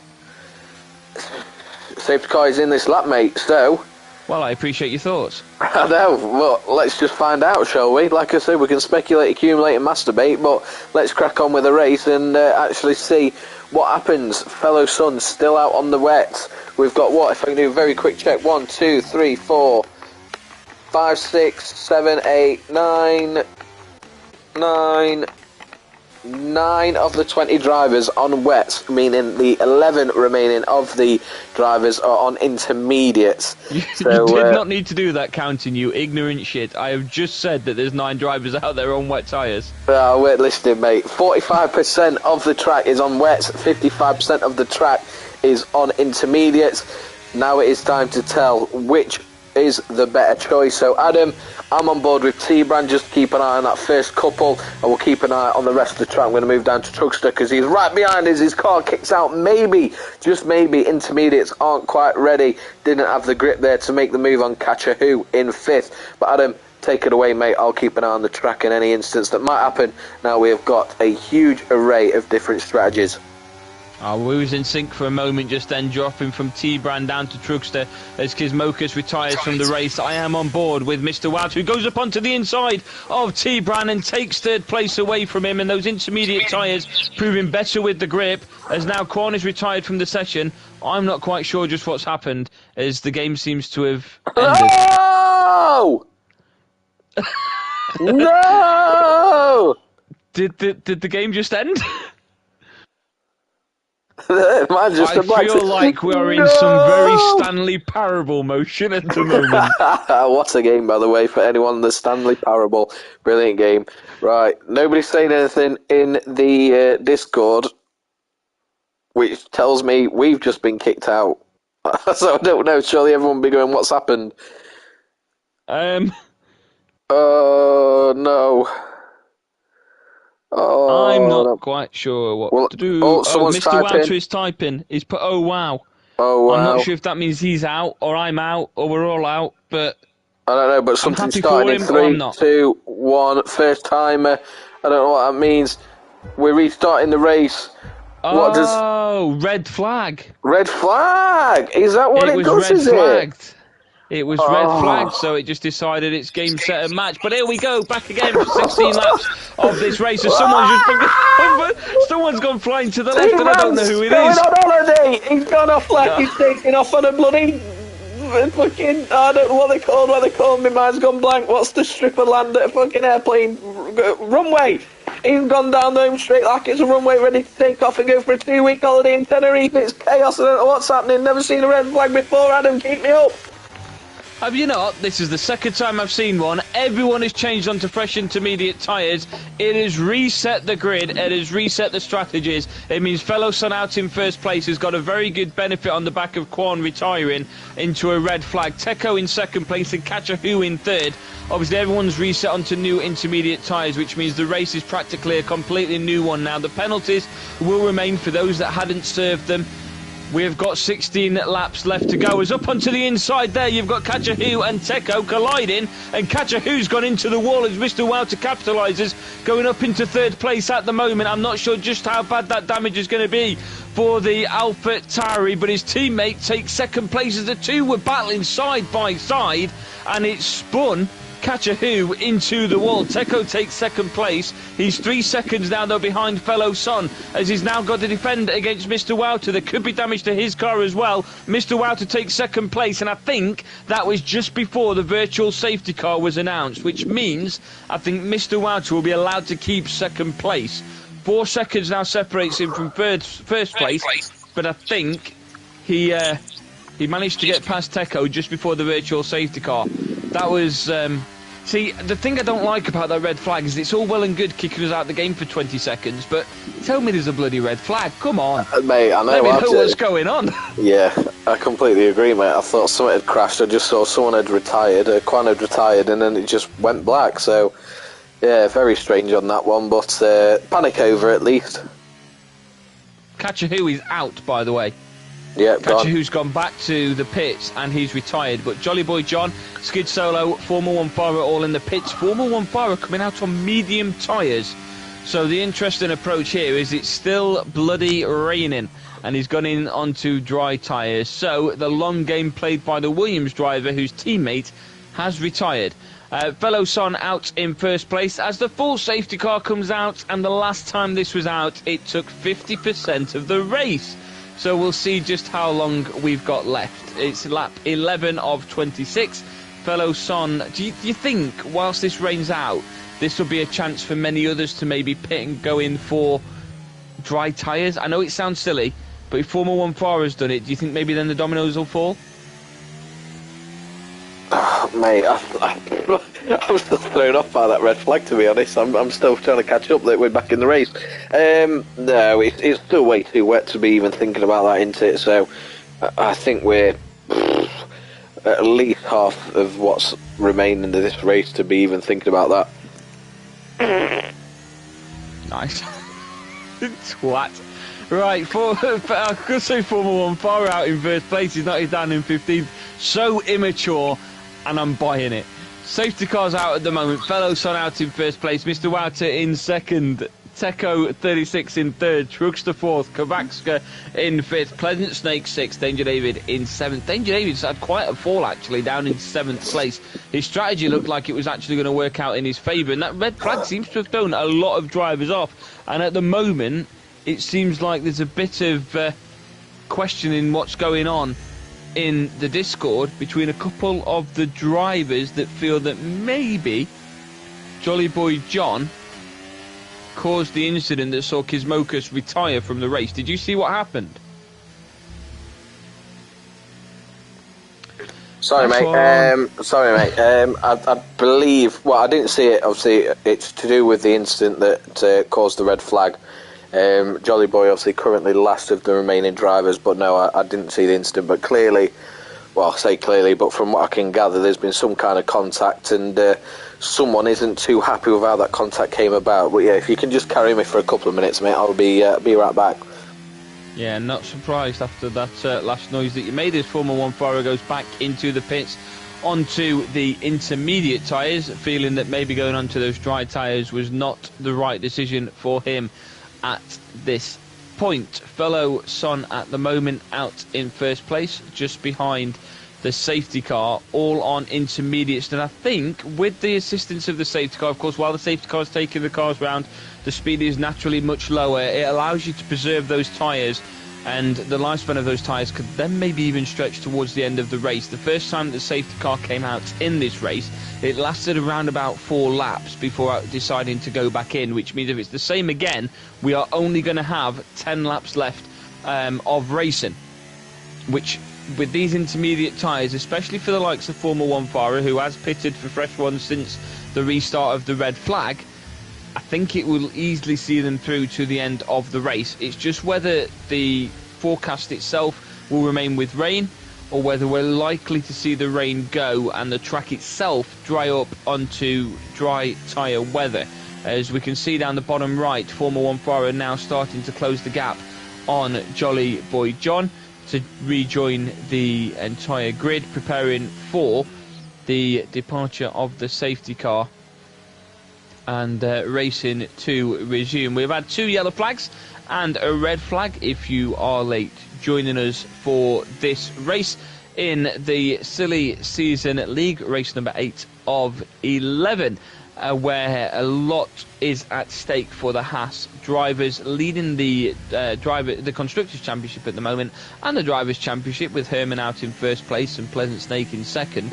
At the moment, Pleasant Snake getting some very strong points up in 6th place, Herman down in 11th. The team itself will really benefit from the fact that there was an issue between Catcher Who and Teco 36, who were both having some very good racing together at that point. And we'll just have to wait and see how the rest of this race unfolds. We do look around Sector 2 to give us an idea of when the safety car will come in. Aye. And you're back. I'm glad you are, because I was starting to run out of basic material. I wasn't quite sure where to go from there. So looking at the gaps, they're all keeping it within a second at the moment. There's always that risk when the safety car does decide to come in that drivers will try and close that gap considerably and get themselves a penalty for speeding under the yellow flags, but they all seem to be keeping it quite close at the moment, bar RPM Sinful, who's got 1.3 as the distance at the moment, and he's now been overtaken by Dino Sabo as he appears to have spun. So I've jinxed him, and for that I can only apologise, as it looks like some drivers have been told maybe even to let him pass, which I think is just one of those inconsistencies that this game offers. Formula 1 Faro down in 16th place. Who expected this after such a great qualifying session that saw him take 2nd place, as he goes off track this time to allow RPM Sinful to regain position. It means Formula 1 Faro is the last classified position on the race thus far, but 3 very different drivers on the podium at the moment, and that's always pleasing to see as the safety car confirms it will be in. We will have 13 laps left. These intermediate tyres are expected to last around 13 laps, which means it's going to be a push for Formula 1 Faro to get these over the line. Even bigger a push for those that have only had them for 2 laps at the moment. And those that have had them for 3, if the rain does continue, and we are expecting to see intermediate tyres to the end of this race, it is going to be a big ask to get those tyres and the grip all the way through. The pace setter is Fellow Son. It's not as quick pace as we'd like to see, but it's the intermediate tyres that have brought that for us as he crosses round onto the pit straight. Right now, we are back underway for the third time in this Silverstone Grand Prix. Fellow Son is out in first place. We will jump back ever so slightly onto board with Mr. Wouter, who goes up onto the inside, has a little peek, decides not to go, and just heels a little bit. He'd lost his control of the car ever so slightly, and it nearly cost him a position to Teco, who he's now closer to than he is the race leader, and it looks very close to him even getting the position away from the Alpine, as Teco now in third place, 6/10 behind the Red Bull of Mr. Wouter. He's got Trugster just behind him. We will jump on board with Andy Andre, who goes up onto the inside of Herman and keeps his position, but Herman gets the position on Quincy. Now goes up onto the inside, this time of F. Tronk, and Herman may just even try to follow the Mercedes through into 9th place. He's not going to be able to do so on this occasion, but he's very close even still onto the next corner. I think he will get that position in just a moment. And now Andy Andre gets another penalty for corner cutting, and it's very difficult in the wet weather. There seems to be no give from the officials, does there? As Herman now gets a 3-second time penalty for corner cutting. It's very difficult to be able to keep your car on the track in this weather, and there's no give from the officials, is there? No, there's not, mate. There's really not. It can be, do you find it can be inconsistent at times, but I suppose we've not got the element of it being real life. It's just coding in a video game, isn't it? So it might not always be consistent, but a lack of... I'm quite surprised, actually. I'm just looking up and down the times now. I'm just trying to find sort of where there's not much of a gap. But to be honest, I'm quite surprised at at how much the track seems to have opened up already. Just on board with No Danger David now. Yeah, I mean, already got Fellow Son, who's 1.5 seconds ahead of second. Yeah, quite interested by that. Absolutely. You'll be pleased to know that this time I did not listen to a word you just said, as Formula 1 Fire takes a 3-second time penalty for corner cutting as well. The penalties now start to come in thick and fast as a result of what we were talking about, and should we expect the inconsistencies of a video game, until as a country we can actually get real life video technology correct, such in the world of VAR. I wouldn't expect much from video gaming. So Danger David, who I'm on board with at the moment, in 6th place, battling alongside Pleasant Snake, who is considering an overtake in the Haas. He's got his teammate on his back just behind him. The two Haas could maybe work together to get past Danger David at this point, and it's a great climb from Herman, who was down in 19th place, as Jolly Boy John has also retired from this session. We've got him, Kachahu, Kwan and Kizmokas that have all retired from this race. I am now going to jump on board with Pleasant Snake. Just drop back one so we can see how close he's getting to Danger David as he goes up onto the outside of the Ferrari. Gets the position. It's very close between the two. Keeps the inside line, but loses out to Herman, who follows Danger David through. The two Haas are now battling side by side. Herman accelerates and gets away from his teammate. That's great work from Herman, just going quick out of that corner and taking caution to the wind, considering the weather.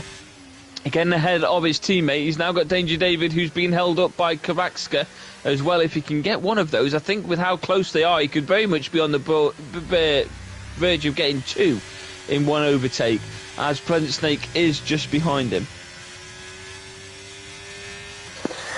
Yeah, sorry mate, I was just very quickly looking up and down the track then, just to try and see if there's potentially anything going to be happening, but it seems pretty steady. Teco over 2 seconds behind second. Mr. Wouter nearly 1.5 seconds behind first. Trugster in fourth, nearly a second behind third.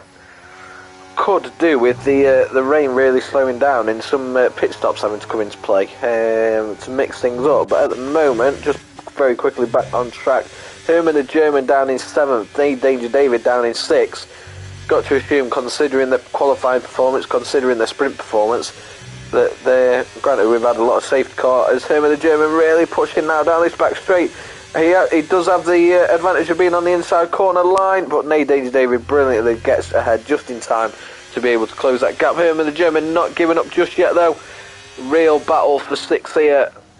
But again, just the question I was about to ask you, as Herman the German does get ahead finally, and is now up into 6th. Great driving from the two of them, and Pleasant Snake saw an opportunity there and snuck into 7th, knocking Danger David down to 8th. So, going back to my question I was about to ask you before that battle really intensified, you've got Herman the German in 6th, you've got Nay Danger David in 8th, that battle there for 6th place that they just had.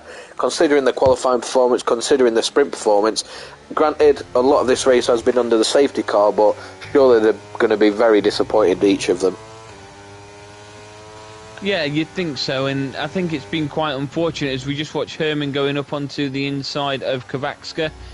Can't quite get the overtake done on this corner. Going to have to stay behind him, but he's also lost out position, or nearly lost position, to his teammate there as well. I think he's just comfortable with following him around the track at the moment. I've completely forgot your question. Yes, no, I remember it now. It was about the disappointment. I think they will be, but I think it's also a case that you've got to take into account how this race has unfolded. It's not like it's been human error from either of those that's cost them anything. They've taken a punt on a strategy, and I think with Formula One, in these sort of race circumstances with the weather, you are taking a lot of risks, especially with your strategies that, there's not going to be a safety car or a red flag or anything like that. And on this occasion, of course, Herman and Danger David both pitted at what turned out to be the wrong time. They pitted under safety cars. Herman went for a different tyre strategy, eventually changed it and fell to the back of the grid. And then it all changed when the red flag came out. And everyone got to change their tyres and reset the tyres. And then, of course, he decided to go again, didn't he? And the yellow flag came out, and it cost him again. So it's been very unfortunate. I think they'll be disappointed in general, but I think they've also got to not overthink it, because it's a case of, it's one of them races. It's not human error. It's not their error. It's just a strategy. And, it's that old saying, isn't it? Hindsight's a wonderful thing. It's a wonderful thing, mate. Like I said earlier, it's when you've got all the facts and figures and know everything that happened. Until then, it's speculating, accumulating, and what's the third one, Aggie? Ejaculate. No. Herman, Pleasant Snake, and Danger David comes next. 5th, 6th, and 7th. Oh, right, okay, I've got it in the wrong order. That's where I've been going wrong all this time. Kovačka down in 8th place, battling with Quincy at the moment, so we'll jump on board there as they are neck and neck at the moment, and Quincy gets ahead of Kovačka in the Mercedes. Kovačka falling into 9th place in the Alfa Romeo. At the moment, that is the closest battle we've got going on, as we see the grass spitting up from the ground as the car goes over it. Danger David in 7th place. Kovačka's just been going backwards these last couple of laps. I think this is where we'll start to see those tyres really take the toll. But the thing is, all those that kind of went out early have had to go again, and now it's kind of reset the playing field. Everyone's back onto 7 or 8 laps full of these tyres, and we only have 8 laps left of the race. Could you really see intermediate tyres lasting in Silverstone for around about 16 laps? You probably wouldn't, would you? No. I think it's a very fair point. Would you expect to see, at what point then do you consider, I know it's so easy to just turn around and say it depends on the feeling of the car on these conditions, but at what point would you then be considering, right now we should probably do those pit stops? I don't know. Obviously, we've spoken about how, I suppose, poor we are actually at the game compared to this. This has really opened our eyes, commentating on these races over the last few months as to how far behind in terms of the quality of driving on track. But I do tend to go earlier than I suppose most. I think as soon as you start to notice it dry up, we know how quickly that track does dry up. So, is it? Are you there? Yeah, sorry mate, my controller died, so if you can just take over for 2 seconds, I'm going to change my... I will do my best. We are on board at the moment with Herman, who is 0.1 behind Truckster. This battle isn't over. He's very close to Teco. Herman could very much get himself back onto a podium. And what a champion's performance that would be if he could manage to do just that. Of course, after this, we will have podium interviews with the top 3 drivers after this race has been completed. Herman now just behind Truckster.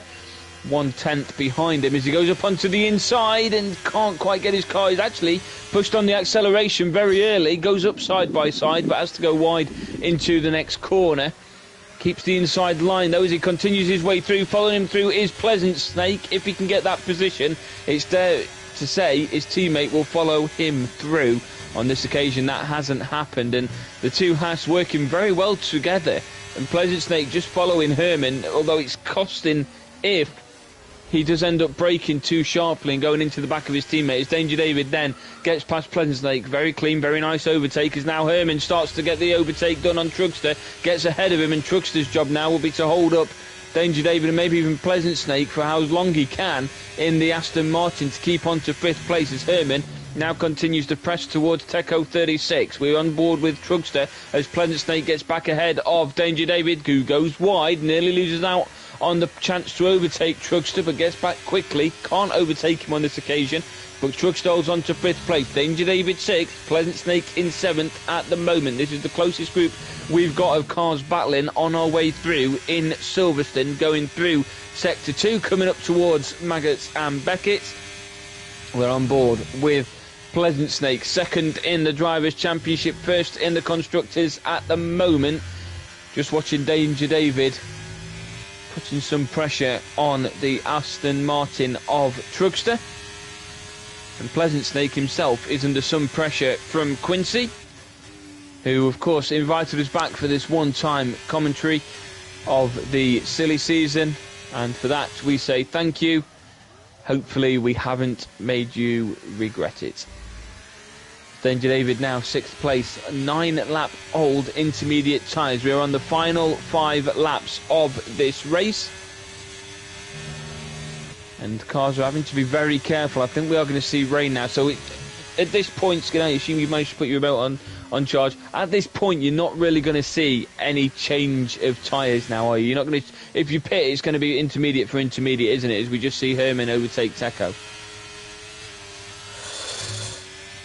I will only assume that the silence means you either forgot to turn it on, forgot to unmute, or just haven't even put it on charge yet, which is any of those could be typical for you. So I'll carry on as I were.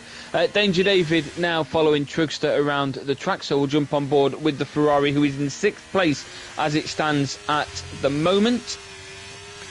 Just behind Truckster, ahead of the Haas of Pleasant Snake, whose teammate has got up into 3rd place. He is 6 seconds behind Mr. Wouter, so the front two have got a good lead at the moment. Herman would, however, fall down a considerable amount because he has a 3-second time penalty to be added on at the end, and that would fall him down into 8th place when all's said and done. So he really needs to have a great 3 laps, not just to close the gap on Mr. Wouter and fellow Son, but also to extend that gap on Teco 36, who we will jump on board with at the moment because Truckster is just behind him, and Danger David, in fact, will jump on board with now, who's under pressure from Pleasant Snake, but he's also close to Truckster still. And he's going to defend very well against Pleasant Snake going into the final corner of the lap. In fact, he's going to push Truckster now, going onto the pit straight, goes up onto what will be the inside line, going into the first corner, but has to stop just before they get to that corner. Skinny, you back with us? Nope. Okay, I'll carry on again then. Danger David goes up past Truckster this time onto the outside, as there is a yellow flag towards the back, and I'm just checking who it is that appears to have had that problem, as Danger David gets ahead of Truckster. There's very much battling between the two drivers at the moment. Pleasant Snake takes a 3-second time penalty for multiple occasions of corner cutting. Danger David gets ahead of Truckster, and it means not only does Pleasant Snake now need these overtakes, he needs to progress very quickly ahead of these cars, as Herman is now 6.5 seconds behind Mr. Wouter, but he is still 2.5 seconds ahead of Teco, and that 3-second time penalty will not even catch him in just a few moments' time if he continues at this pace over the next 4 laps, as Pleasant Snake goes onto the outside of Truckster to take 6th place away from him. Can't do so as he goes round the S's of Silverstone. Let's have a look at the view from Quincy's car, as he's now joining this battle for 6th place between Pleasant Snake and Truckster. He will gain the position from Pleasant Snake as it stands at the moment because of that 3-second time penalty. He's still got a fair distance ahead of Kavakska, who's just lost out on position to Formula 1 5 as Pleasant Snake gets past Trugster on the inside, and Trugster gets the inside line on the next corner to take the position back from him as Herman continues this impressive streak of speed that he's got at the moment and sets a fastest lap. Pleasant Snake joins Trugster in remaining ahead of Quincy in the battle for 6th place, but Trugster does get the overtake on Pleasant Snake. We are now in the final 3 laps of this race, and we will jump on board again with Pleasant Snake, who's just ahead of Quincy. He looks more and more doubtful that he's going to get that 3-second distance that he needs from the drivers behind him. As it stands, Quincy goes up onto the inside, heading into the next corner, just loses out on the battle, but it stays with Pleasant Snake for now. Again, that battle is far from over at the moment, as DRS has now been enabled, which means it's dry enough for dry tyres, and we have seen the first pit stop, and it is RPM Sinful who is coming out on soft tyres to see him through these last 3 laps of the race. It is very much caution into the wind for him, nothing to lose, and with 41 seconds the distance, can he get it as these intermediate tyres will start to wear on the cars very, very soon. Fellow Son has remained out. Mr. Wouter has gone into the pits. Herman is going into the pits as well. Danger David. Are you ready? See what Danger David chooses to do. Are you ready for fun? Yes, we are. Danger David is staying out. Teco, I'm just going through the motions at the moment. Teco's just behind Danger David. He's chosen to stay out as well. Trugster is going to do the exact same. It's split. The grid is split on who's staying out and who is pitting at the moment, as there's now a 5-second time penalty for SCR FT Ronk, who is speeding in the pit lane. So he's going to take that penalty, and the intermediate tyres on lap 24 of 26 could very much change the course of this race. RPM Simple was the first into the pits. He won't be able to catch most of these drivers on his way back out, as everyone else has chosen to go with the same strategy. So we'll jump on board with Mr. Wouter, who was 2nd place prior to his pit stop decision. Was it the right decision? Looking at the track, DRS is now enabled. I don't know if he was back for that point, Skin, but do you think that maybe going into the soft tyres for the last 2 laps was worth it, or do you think it's a case of you should probably have stuck it out? We know how quick or how big the difference is in terms of time on a dry tyre and a wet one. It's tough, isn't it? Like you said, we've only, 3 laps to go. I mean, you've got a fellow Son who's 10 seconds behind of Nay Danger David. Nay Danger David isn't going to close that gap with them both being on intermediates. The driver that's currently in the lead on dry tyres is Mr. Wouter in 9th, so I'm going to stay on board with him. So I'll give a very good account of how quick that car is going to go compared. But 8 drivers in front with 2 laps remaining. I don't know. Is it a case of it's just a little too late, and you're better off keeping your position and staying on the intermediate tyre? Well, there are quite a few drivers that opted to go in for those softer tyres, one of which is Herman, who's down in 10th place at the moment.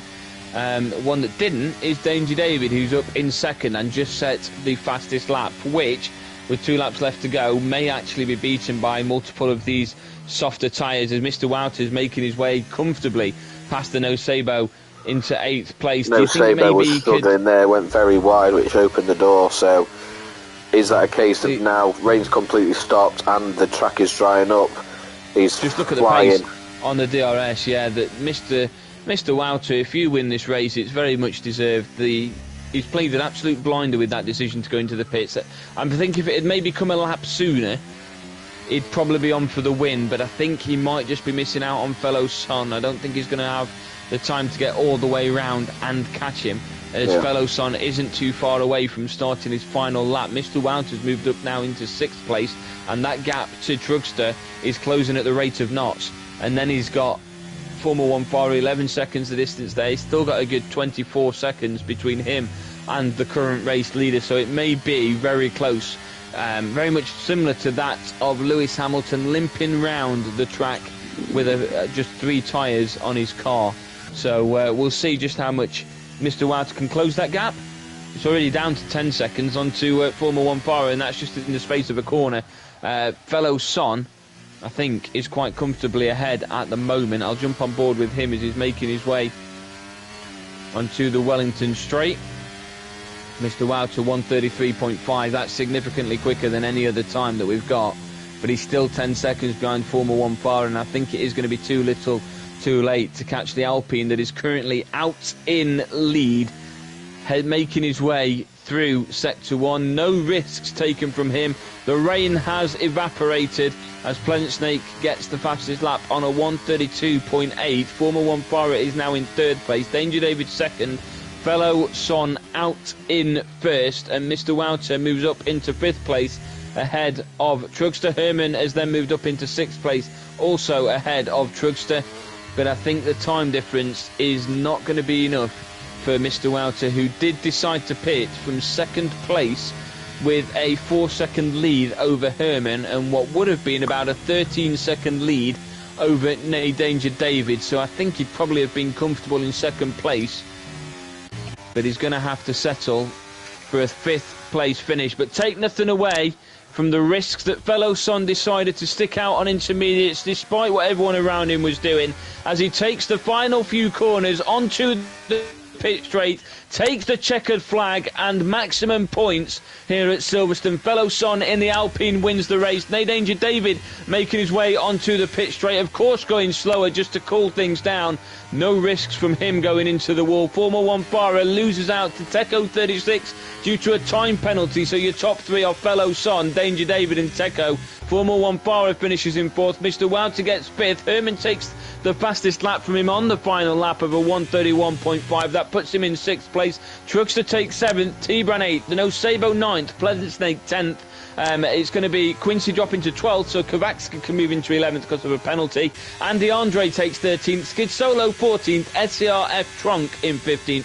RPM Simple 16th. Jolly Boy John, Catcher Who, Kwan and Kismokus all got DNFs. It's been an absolute pleasure being back in the paddock at Silverstone and the commentary box alongside Skin. We will have the podium finishers interviews in just a few moments' time.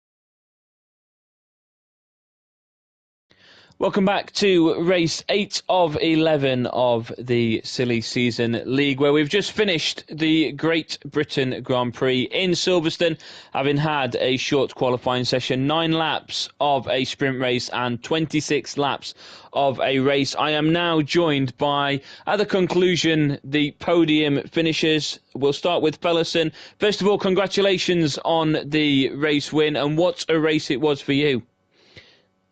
Yeah, thanks. I had to gamble. I was hoping that it was going to rain the whole of the main race, so I went with really high wings, and I was really worried that I'm going to be overtaken in the straights pretty easily. But I managed to pull a gap. I was lucky that Herman he did pit, but he didn't go for Inter straight away. And then I got really lucky with the red flag. But then, yeah, I just enjoy going in the wet. But as soon as it started to dry up, you could see that everybody was closing up to me. So, yeah, I'm just lucky it rained, really. And when it did start to slow down with the rain, a lot of cars then chose to go in for those soft tyres. It proved quite controversial in some circumstances, proving different for the results. But you chose to stay out there on intermediates. Just how much were you feeling that on the tyres towards that final lap, knowing that there were a couple of cars out there on soft tyres that were setting incredibly quicker laps? I just couldn't take my eyes off the top left corner. I just looked at the times the whole time to see if I have that little bit of gap. To try to just take it easy and try to get my tyres to the finish. Basically, in the last 3 laps, I was driving around quite slowly and gently because my front tyres were over 80%, and I wasn't sure if I can get a puncture. And I really didn't want that, just to mess it up, because I had quite a good race the whole time. So I just decided to take it easy and save the tyres. Was there any consideration from you that you wanted to go on to the soft tyres, or was it a case of, no, you're confident that intermediates were the right choice? I knew I was going to try to make it to the end on Inters. I didn't think it was worth it to pit and then just try to make that time back because, well, basically it was just too big of a gap, I think, which it turned out to be true. Absolutely. Well, ultimately, you got the top step of the podium. That's the main thing. And, of course, you got maximum points from the race itself. So, Pellison, of course, congratulations and thank you very much for joining us for the post-race interviews. Up next, we'll go to second place on the grid, or on the podium, should I say, with Danger David. This seems to have been a formality that we've been taken away from us over the course of the last 6 months. But Danger David, of course, congratulations on a second place finish. What has been an absolutely chaotic race from you, at one point down towards the back of the grid, working your way back up as we know you can. Yeah, good race. A lot of strategy had to go into that, and especially in the moment strategy as well, because it was a very dynamic race. A lot of the guys that I'm racing side by side with, I've raced with, but there's a collection that I've not raced beside as well. And when you're in the wet conditions, you've got to be careful. I think I took advantage of most of the opportunities that became available. But yeah, so a very good performance in my opinion. So thank you. Yeah, absolutely. And there was a couple of instances, I think more so on the sprint race, where maybe you'd gone a little bit wide on a couple of occasions, but it proved pivotal more so in the race, wasn't it, with the wet tyres demanding the start of the race. Then, of course, the red flag from you. That opportunity of the red flag was kind of a saviour, wasn't it? A lot of drivers had pitted at that point, yourself included. And then, of course, when the red flag came, it was kind of like everyone got that opportunity to reset, and you kind of go again, don't you? Exactly that, yeah. So under the red flag, it does give you a little moment or two to take a breath, calm the heart rate down, and then just refocus for the restart and make sure you got a good launch on the restart of the race. But yeah, in the sprint race as well, it was a really good start. It was the dry conditions. My setup was more built towards the dry, but I knew I had the performance there for the wet as well. I was really thankful when we were under the red flag in the race. I seen that the dry weather was coming in the next 10 minutes, so I was quite confident. Stay out in the inters, keep consistent, and my pace will start picking up with my setup coming into play. It's just unfortunate that Felhosen had the distance by the time I'd cleared the rest of the pack. there was 9 seconds to make up, and it just wasn't possible at that point. Especially on those, like you say, intermediate tyres. You said that you saw that the dry weather was coming. I suppose the same question to you then, really. When the dry weather did come about, you was another one that stayed out there on those intermediate tyres. Obviously, you capitalised on it and got second place. But when dry weather was coming, did your strategy change, like in your mind at that point when you saw others pitting, that you thought, no, you've got to see this through? It didn't change, no, because I'd done the calculations in the moments on the straights, of course, and I realised that there was no chance within 2.5 laps to make up one of the largest pit stop times on the calendar. So I knew that there wasn't much risk of them catching up. I think the main thing was just keeping an eye on the tyre temperatures. So I made my mind up pretty early, but of course I was checking the weather probably every 3 or 4 corners. I was checking the weather when it started drying up just to see if I would have that opportunity. But when it came to 2.5 to 3 laps left, there was no chance of making up the distance in the soft. So my mind was made up. Absolutely. Well, Danger David, thank you very much for joining us, and congratulations on a second place finish. Thanks again. We now move across to third place on the podium. Teco, what a race that was for you, and congratulations, of course, on third place. So I'll start the questions with you the same way, of course, I've asked the last two, and that was your approach to stay out there on similar sort of thing, the intermediates, when everyone started pitting for the dries, because, of course, drivers got much closer to you towards the end of the race. Was there ever a concern for you that maybe you'd lose out on that third place position? Yeah, to be honest, the only circumstance I would pit under would be a safety car for softs, because I didn't think there was enough time for them to catch up. But let's be fair, like if they had 1 or 2 more laps, they would be right in front. So yeah, it was close, man. It was tight. Absolutely, and for you, it was quite a strong race all the way through, wasn't it? There was no points where we really saw you towards the back of the grid and thought, even in the pitting circumstances, you seem to have a very good strategy, even when changing from onto the intermediates under the red flag situation, didn't you? Yeah, I mean, the thing was that the rain was easing off, so I thought, why not? But the thing was, I was running quite low wings compared to the others. Like, I wasn't necessarily set up for wet, so I struggled in the corners a lot.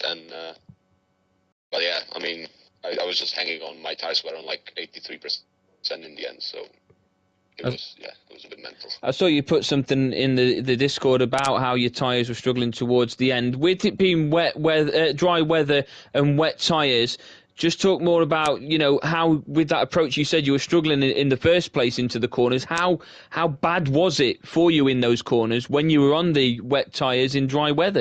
Obviously, it must have been much worse, but how much did it affect the timing that you was able to get? Because you did lose a lot of ground on Danger David, naturally, with you having to take those corners much slower.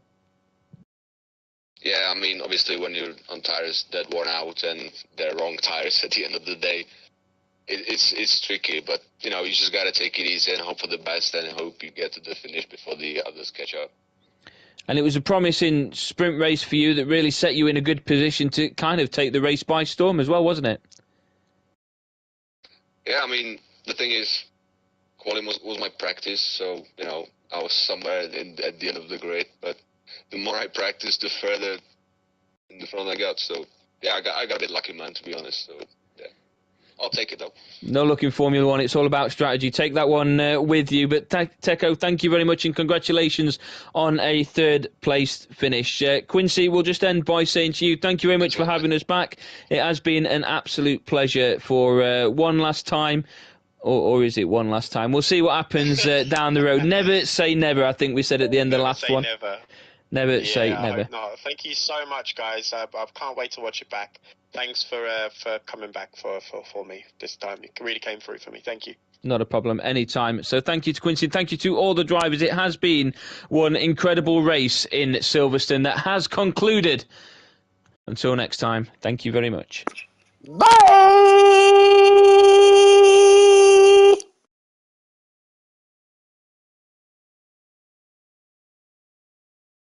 You done?